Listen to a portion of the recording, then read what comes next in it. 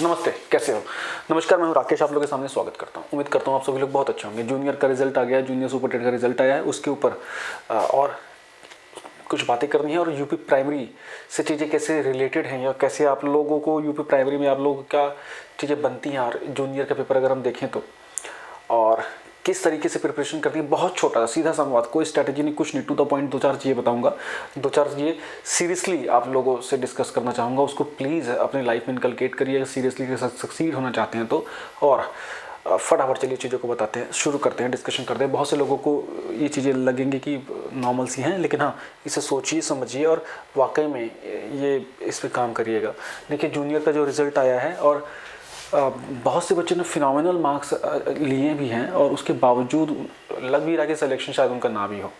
देखिए, जूनियर का पेपर अगर जिन बच्चों ने दिया होगा उनको पता होगा, जिसने देखा भी होगा, उत्कृष्ट पेपर्स थे भाई, वो अच्छे पेपर थे। ठीक है, वो कहीं से भी मीडियोकर पेपर नहीं थे। मैथमेटिक्स और साइंस का तो जोरदार पेपर था, बहुत ही अच्छे लीग का पेपर था। उसके बाद सोशल साइंस का भी बहुत ज़बरदस्त पेपर था, लैंग्वेजेस के पेपर भी बहुत अच्छे थे। अच्छा स्कोर किया है लोगों ने भाई, मतलब 150 में से अगर आप 110, 115, 120 क्वेश्चन सही कर दे रहे हैं, कम बात नहीं होती है।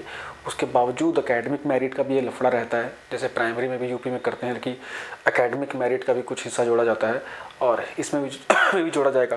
तो नंबर ऑफ सीट्स जो हैं कम होने की वजह से बहुत अच्छा स्कोर करके भी माइट भी जूनियर से शायद कठिन डगर हो जाए। लगता है कि 75 का जो गुणांक है उसके ऊपर ही चीज़ें रहेंगी, उससे नीचे तो देखो आएंगी नहीं।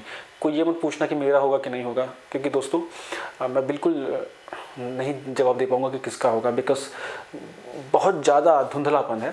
भर्तियों की संख्याओं को लेकर किस तरह से सेग्रेट करेंगे, किसकी कितनी भर्तियां हैं और इतनी कम भर्तियां इसलिए।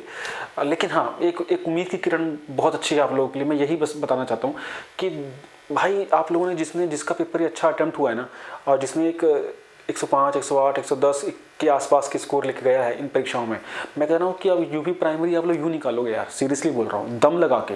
आप लोग किसी मामले में कमज़ोर नहीं है, यूपी प्राइमरी सीधे निकलेगा आप लोगों से अगर आप इस तरह की परीक्षा करोगे। एक चीज़ बच्चे ध्यान देना, ज़िंदगी में या जीवन में आप जहाँ जहाँ जाएंगे नकारात्मक चीज़ें साथ में रहेंगी, नकारात्मक घटनाएं साथ में होती रहेंगी, वो आपको हतोत्साहित करेंगी।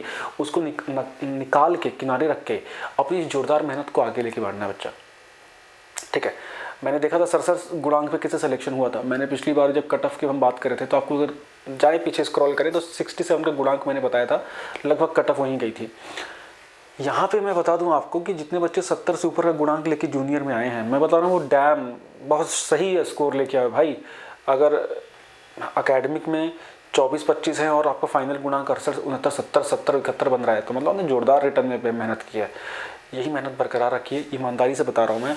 आप लोगों के सिलेक्शन में 2 सिलेक्शन आपके सामने आपको दिखेंगे, तो यूपी पीआरटी प्लस केवीएस, केंद्रीय विद्यालय का सिलेबस, और अगर यूपी प्राइमरी का अगर आप देखोगे ना बच्चा, तो ऑलमोस्ट रिजेम्बलेंस है। और इसीलिए अब इस समय में अलग अलग परीक्षाओं के हिसाब से तैयारी मत करिए। मुझे जो चीज़ें दिख रही हैं कि बहुत कम टाइम फ्रेम में जब ये एग्ज़ाम होंगे ना, तो ये दोनों एग्ज़ाम आपको 2-4 महीनों में आपस में देखने को मिलेंगे। शायद यूपी पीआरटी पहले हो जाएगा। तो ये 2 बड़े पेपर हैं जिसमें आप स्ट्रॉन्ग कंटेंडर रहेंगे, जम के मेहनत करिए।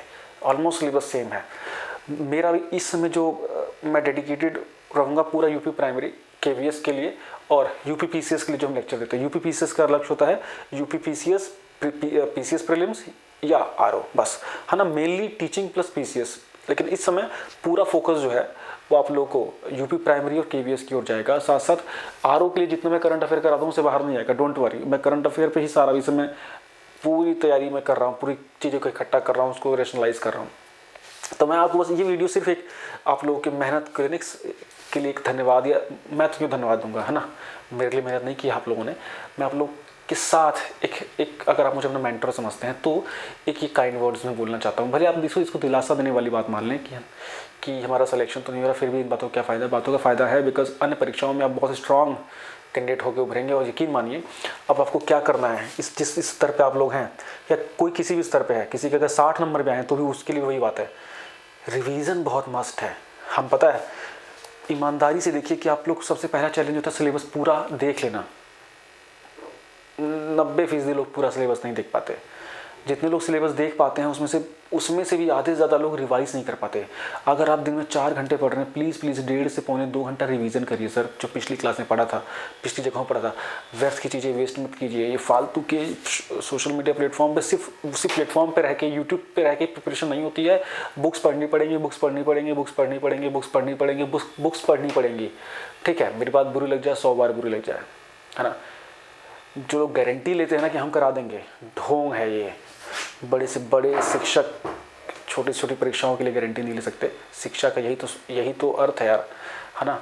तो प्लीज़ यूट्यूब को अपनी प्रिपरेशन को शार्प करने के लिए रखिए। बार बार मैं बोल रहा हूँ, है ना। ईमानदारी से अपना सबसे लाभ लीजिए, सब कुछ फ़ायदा लीजिए, लेकिन एक सर्टेन पॉइंट तक आपके कंसेप्ट अगर बुक से कंप्लीट नहीं होंगे ना, वो नहीं बनेगी।